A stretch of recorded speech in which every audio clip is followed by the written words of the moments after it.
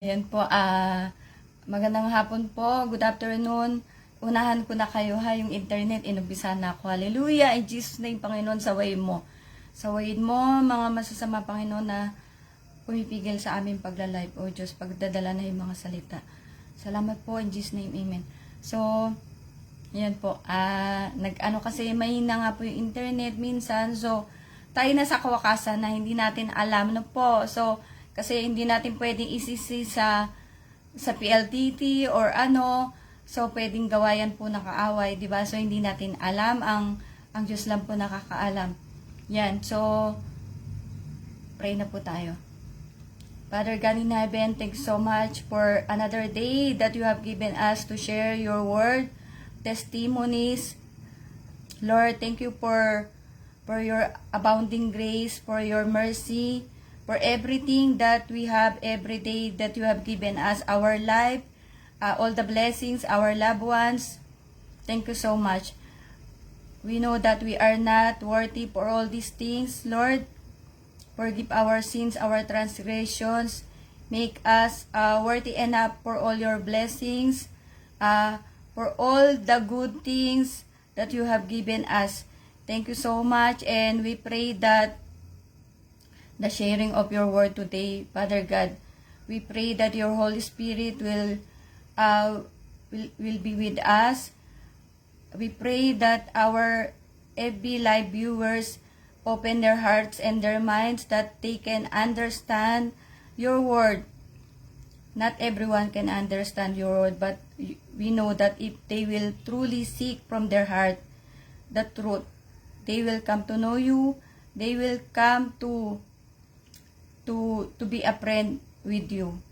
Father God, thank you so much for everything. Anoint the lips of your servant that your word may come in power to those who will listen to this FB Live. Father God, thank you so much. The world is chaos, so many things that is happening, and we know everything that this is about to happen. This is meant to happen. Hallelujah. Thank you so much. We pray all of this in Jesus' name. Amen. So, bati pa tayo na happy birthday. Happy birthday to Christopher Maximo. Happy birthday to Irisha Moresca. Happy birthday to Jessica Guevara Castillo. Happy birthday to Imelda Martinez. Happy birthday to Sha Marilyn Manlawe. And happy birthday to Kuya Jojo Monson. Ayan, may picture pa kami. Ayan, happy birthday to all the birthday celebrants today. You may not be in my friends list, but I want to wish you happy birthday. May God bless you, your family, and may God give the abundance of His blessing. May God give you wisdom to everything, and may God give the desires of your heart. May God keep you safe and healthy. So God bless you all and your family. So lagi kong muntikan maasa. Ano pa tayo? Saglit po. Today is September 24, 2024 by the grace of God. And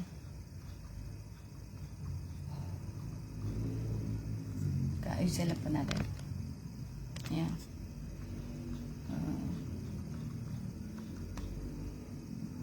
Hindi ko binuway isang ventilador at tsaka tayo sa isa kasi sumasabog ko yung buhok ko. Mahangin sa labas. Okay po. So, thank you. Thank you again to all the people who sharing my reels, my videos. Thank you for supporting mo po. Yan, from the bottom of my heart. Thank you so much. And may God bless you all. I will do whatever I can to reciprocate, but I'm not promising anything po. Ayan. Thank you po. Ayan, okay po. So, and I want to make right now, I want to make a recap. So, I told you from every now and then, we will make a recap of what I've shared. Okay po. Not everything, but at least the important things. In James 1:1-4, New International Version. James, a servant of God, of the Lord Jesus Christ, to the 12 tribes scattered among the nations. Greetings. Consider it pure joy, my brothers and sisters, whenever you face trials of many kinds, because you know that the testing of your faith produces perseverance. Let perseverance finish its work, so that you may be mature and complete, not lacking anything. I didn't get the Tagalog translation, but you can get it from Pahayag, the Tagalog. Santiago 1, 1 to 4. So, I mentioned the English and you can take the Tagalog in Santiago 1 to 4. That's why, if you have heard what I said, consider it pure joy, my brothers and sisters, whenever you face trials of many kinds, because you know that the testing of your faith produces perseverance. Let perseverance finish its work, so that you may be mature and complete, not lacking of anything. That's why don't be surprised if you are a believer and you are experiencing a lot of trials. Even temptation. I told you that trials and temptation will not finish until the rapture comes. And it says there, diba? Not lacking anything. So that you may be mature and complete. We have to go through from those trials so that God will come to know if we are really true disciple. Glory to God. And this is in random order. PMC Support Watch. Next one is juice. I told you that as what I will not contradict on that. I will just push through what Archbishop Art Periol said in one of the program or services that we had. That the Jews, they have separate covenant. So the Jews, they are the Jews and we are the Gentiles. Glory to God. And third, Orthodox Apostolic. Again, this is not in random order. This is from what the Lord has revealed to me so far. And Orthodox Apostolic and Calvary Temple. This is in India. And another one, I will include, I'm not so sure, the one I met, I told you, from the jail. So they are Indians and I think I have, but I didn't put here. I think I saw what is the faith they belong to, what is the name of that church, but again, I will try to research. And so that one, the Calvary Temple from India and Calvary Temple from India, but they are sharing the Word of God international, meaning all over the world. And same as PMC Support Watch, and same as, I guess, Orthodox Apostolic. So, I think most of them in Armenia. And, yan, the group of people, the Indian I met from the jail. Ayan. Oh, anong Tagalog? Okay po. And, last, the fifth one is the Chinese Christians. I saw video worshiping in underground or basement, you can say, because if they will show it in public, they will be killed. Okay, so ayan. So gawin natin mabilis. I'll try to make this short because yesterday it was okay.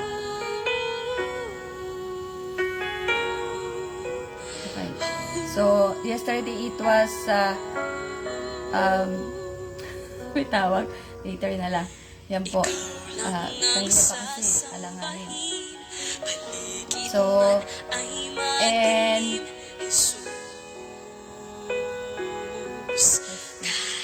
may suliranin man, lagi kang aawitan. I will come back po. Later, I will come back in 5 minutes. Saga. Ay, naku. Ay, nawala rin pala. Sagutin ko na sana. Okay po, hindi kalooban ng Panginoon. Yan, kasi kanina pa tawag na tawag sa akin. So, ayan, para mabilisan na natin. Binalikan ko, hindi naman ako, yan siya. So, we'll make it this short. I saw one video God told me to. I will tell you that God told me because those things that are showing to me by God.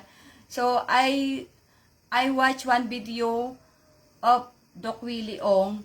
Actually, this is reaction video from one of the page, from here from the Philippines, trying to say that Doc Willie Ong has like some love for money or bad intention in running in politics and not something like faithful to his faith, meaning balimbing. Whatsoever, my answer is this. Matthew 7:3-5 in New Living Translation. And why worry about speck in your friend's eye when you have log in your own? How can you think of saying to your friend, let me help you get rid of that speck in your eye when you can see past the log in your own eye? Hypocrite, first get rid of the log in your own eye, then you will see well enough to deal with the speck in your friend's eye. And in John 8:10-11, if you will notice, I didn't take the Tagalog from all these versions, verses, God's word po. In John 8:10-11, the message, hearing that they walk away one after another, beginning with the oldest, the woman who was left alone. Jesus stood up and spoke to her, Woman, where are they? Does no one condemn you? No one, Master, neither do I, said Jesus. Go on your way from now on. Do not sin. Don't sin. So, okay, that is my answer from what they are throwing to Doc Willie Ong. That that they are trying to say that he is balimbing, he is like confused of his faith, and he is not real, or he's not true from what he is telling, that I didn't mean anything, I'm not, my heart is clean.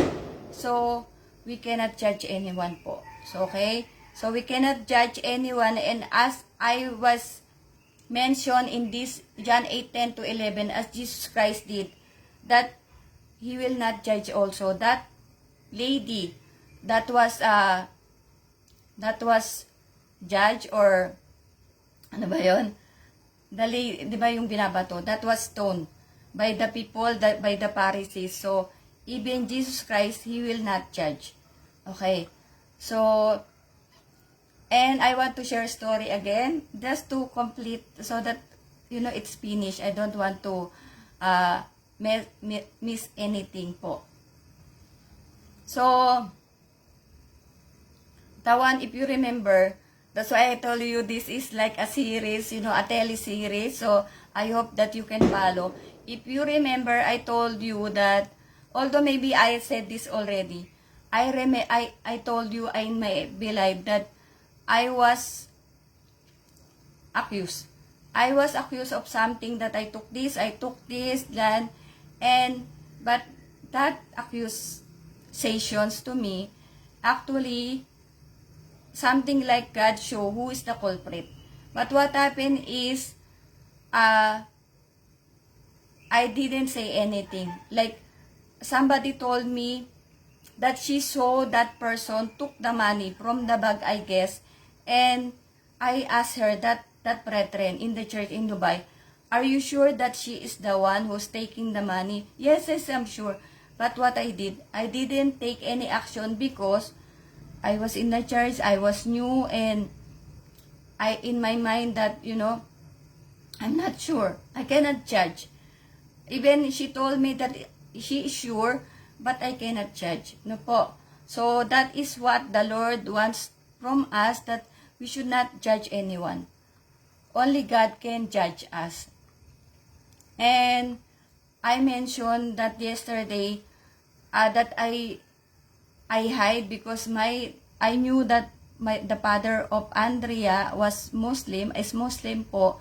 I am not against any Muslim. By that time, as I was like 23 or 24, and I don't know much of religion. I don't care. I told you I don't care much of those things. So in my mind that Muslims are, or in my heart I was thinking like at that time that I want to marry a Christian. Okay, and I told you I work in an entertainment company. Do not be mistaken. That entertainment company, it was Enchanted Kingdom po. Okay. So, I work in, merry-go-round. Merry-go-round. And, the saying, this is in Tagalog, ang sinungaling ay kapatid na magnanakaw. And it's really true, if you will analyze that one, ang sinungaling ay kapatid na magnanakaw. The liars are, brothers and sisters of yung magnanakaw, robbers. Okay po. So, hindi ko napagandaan yan. Pasensya na I'm not prepared on the English of those things. And, I don't, no offense to Muslim people. I told you, I have so many friends, Muslim. So, I don't have anything when I said that, when I knew that the father of Andrea is Muslim, I don't have anything in my heart that Muslim are not good, okay? So do not make chismis, okay? Do not gossip anything, okay? And sometimes also we as parents, we need to listen from our children as I listened from Andrea when she told me, because Julian at that time I told you about the baon, about the everyday school, school, the one that you're the one that you're going to give your children. They have to ride from the, to the tricycle, to go to the school. So the pair, the savings or the money that we need to give to our children. So at that time when I told Julian, I will give you only daily 100 pesos, I guess that's what I told her. And she was wild at that time. And,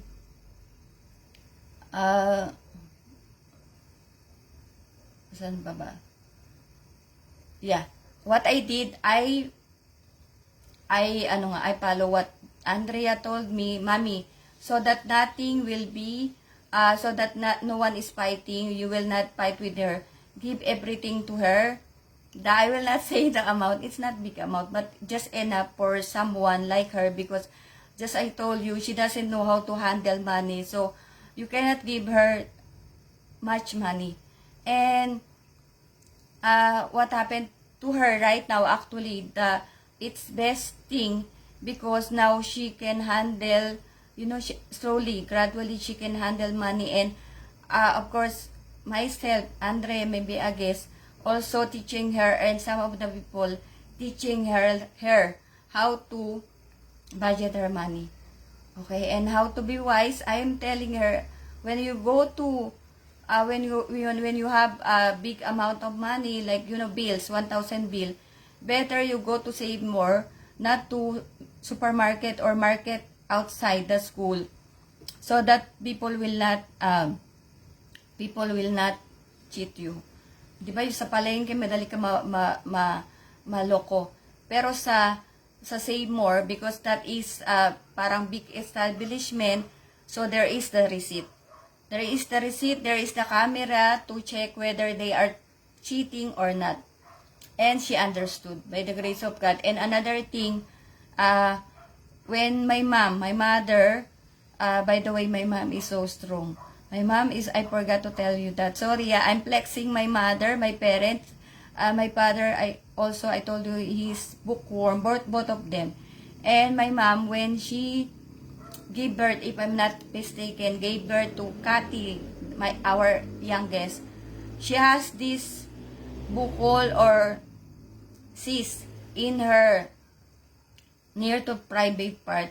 But what happened is, because she gave birth, natural birth, tama ba?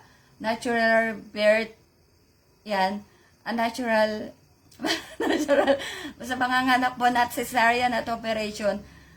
She's giving birth to all of us by natural means, or yan, way. And that time when she was pregnant to Cathy, she has this big cyst. And that time what happened is when she gave birth, that cyst, that bukol, explode. So she's not afraid or something. Her faith is very strong. That's why I told you my faith, one of the factors I am like this is from my mom.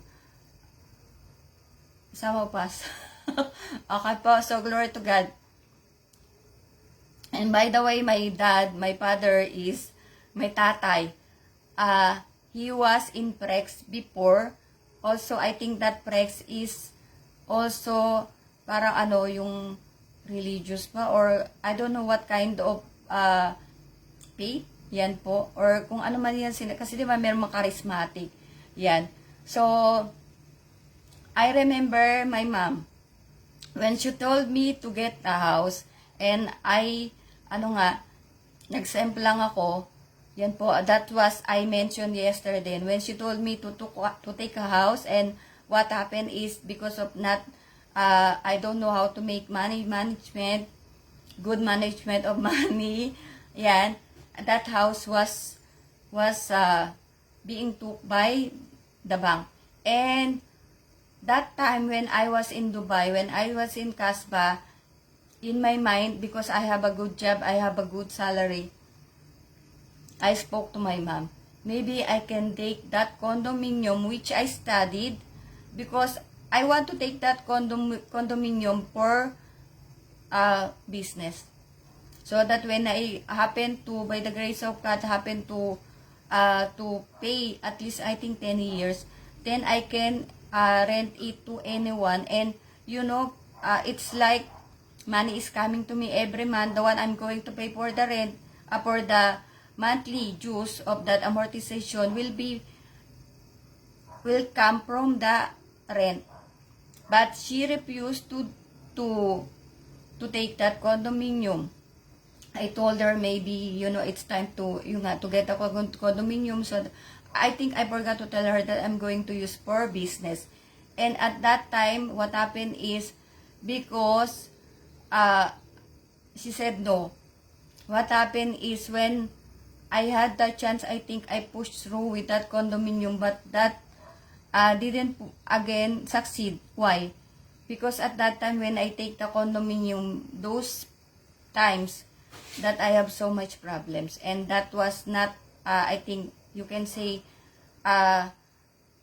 good time to take that one. So again, it was a mistake, but I told you that sometimes we need to listen. Although we are parents, but we need to listen also from our children. And maybe it bound to happen, no po, so wag na tayo mag-argue na lang. I just want to mention to you, because even to my two children here, I listen to Julian, I listen to Jeron, and even to Andrea. And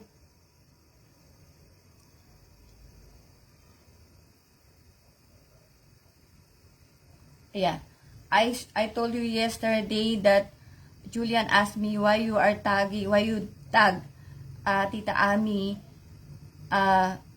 from that post. That post was when she graduated, I think, basta from Julian's, hindi ko malaman, graduation or kasi iba na nga, kasi may grade 8 na.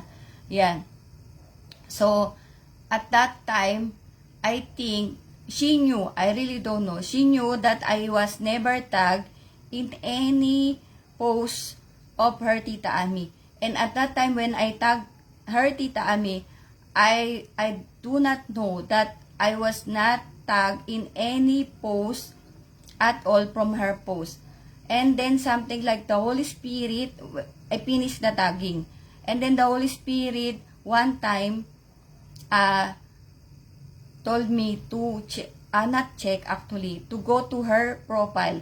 And what I noticed is, I was not tagged from anything she posted regarding which have which has relation to family pictures or family events.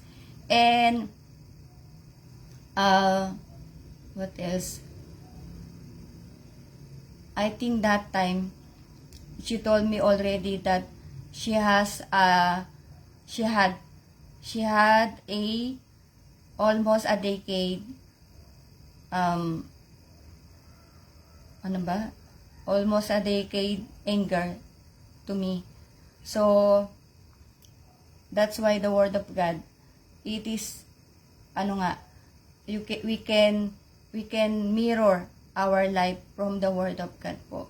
So I will not talk much of that so that we will finish, and I hope you understand na na yung ko, kumbaga nung sinabi niya dekada, yung galit niya sa akin, yan, tapos hindi ko pa, nung nagtag ako, hindi ko alam na hindi ako tinatag at malaki ng galit sa akin. And then yung nga, na nakita ko na never pala ako nakatag, no po. And yung word of God nga ay, ito po yung nagsasalamin sa atin, na huwag ka magbaon ng galit sa puso mo. Dahil ang Diyos, yung nga, di ba sabi kanina, kung hindi siya nambato si Kristo, ang Panginoong Jesus, yung iba, di ba, walang bumato kasi sinusubukan si Jesus. They were trying, the Pharisees, they were trying to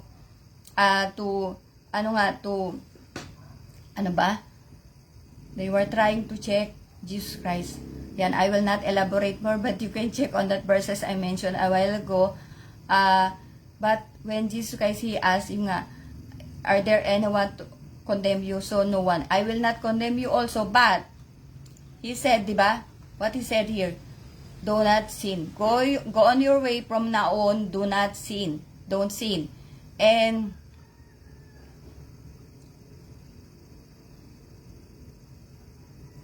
when I was pregnant with Julian, when I conceived Julian, I was in Pilam Life. My boss was born again. She is born again. But I really don't know what is her church name.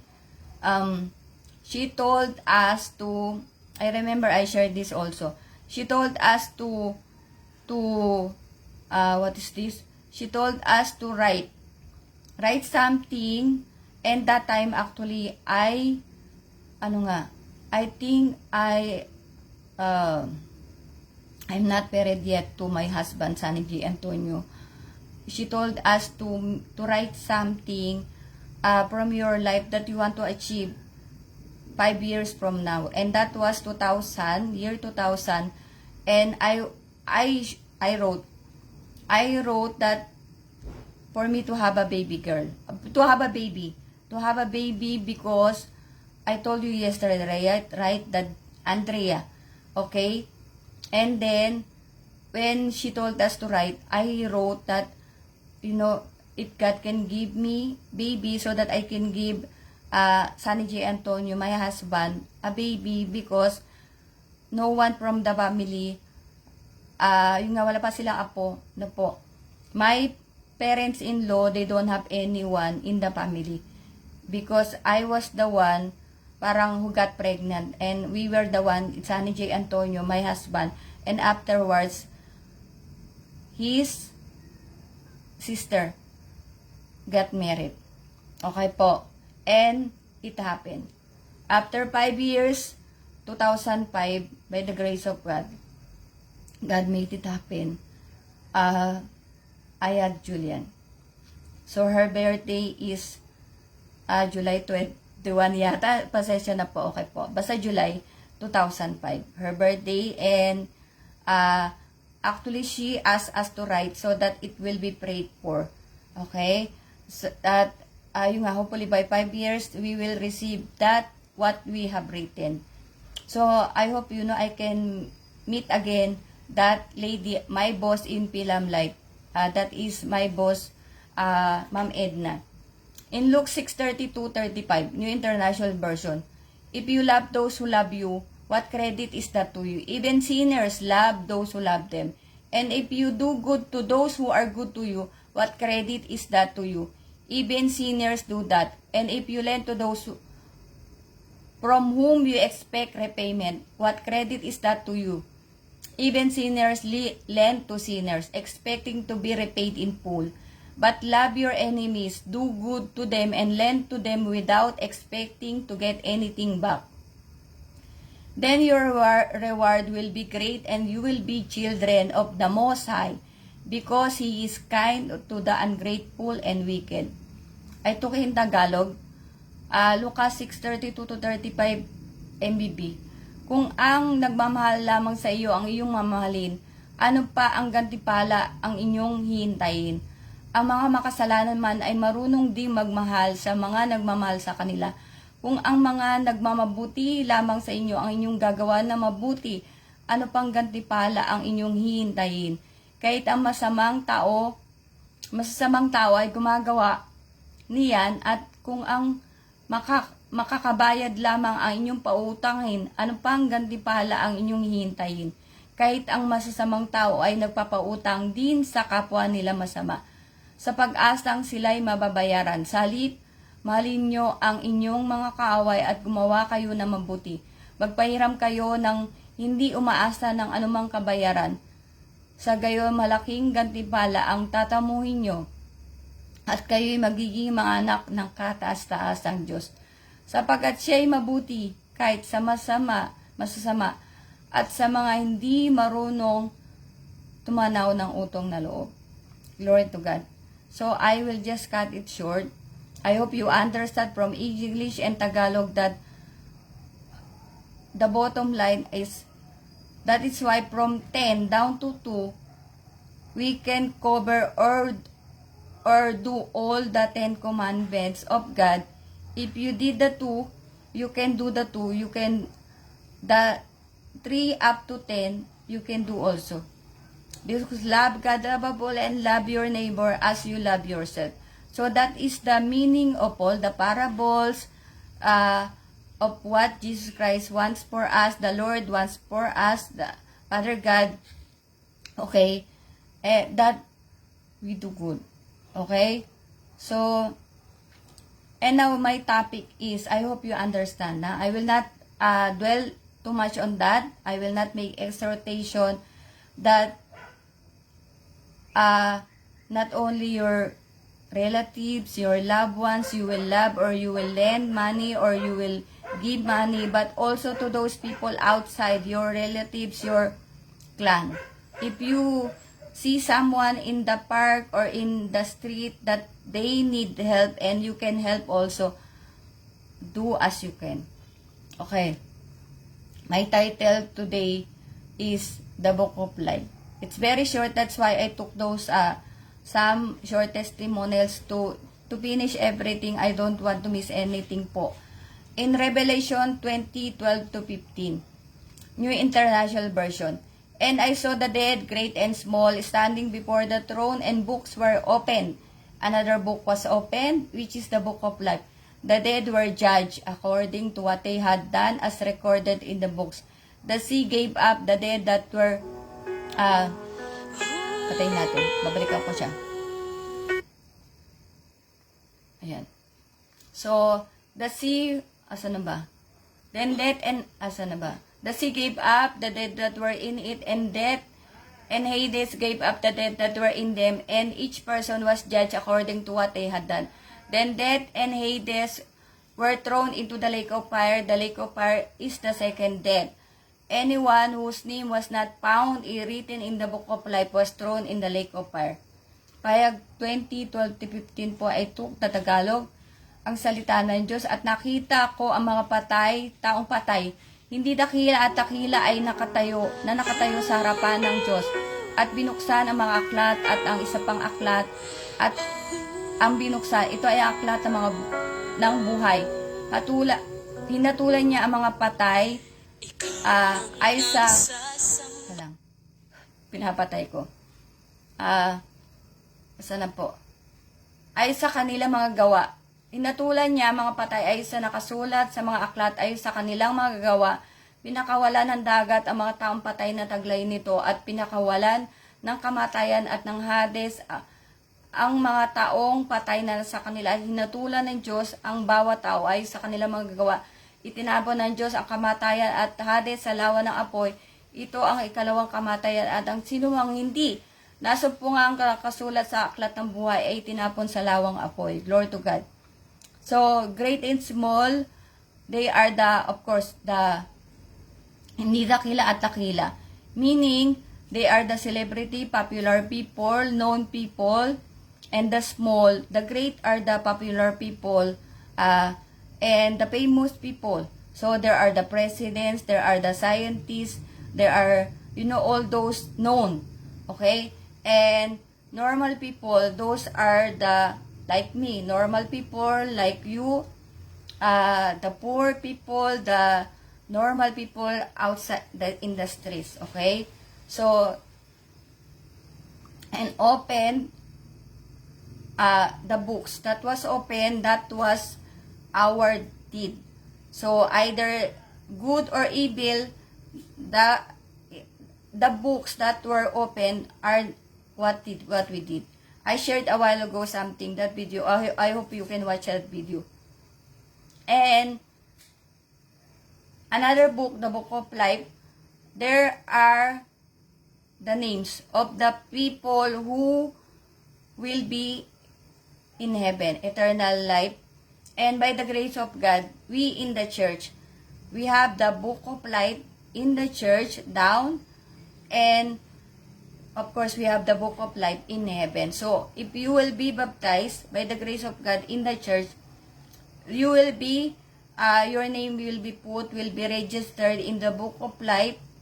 And we're doing that, I think we're doing that since parang now 50 years, 51 years by the grace of God. So, that is the revelation from the sent ones of God, from the good man of the house, because he was the one who coordinated or established those things that should be accomplished. We have the Book of Life by the grace of God.